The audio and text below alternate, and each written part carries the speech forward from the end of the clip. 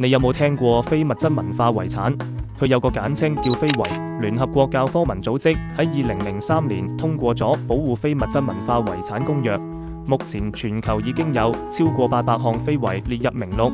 香港喺2006年開始執行公約，2015年正式成立咗非物質文化遺產辦事處。佢哋嘅工作包括記錄、研究同推廣香港嘅非遺項目。全香港目前有507個非遺項目，涵蓋表演藝術、傳統手工藝、節慶活動等5大類別。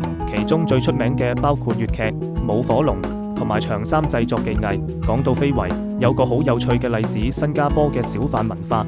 2020年12月，新加坡成功將小販文化列入聯合國非物質文化遺產代表作名錄。呢個係新加坡第一個獲聯合國認可嘅非遺項目。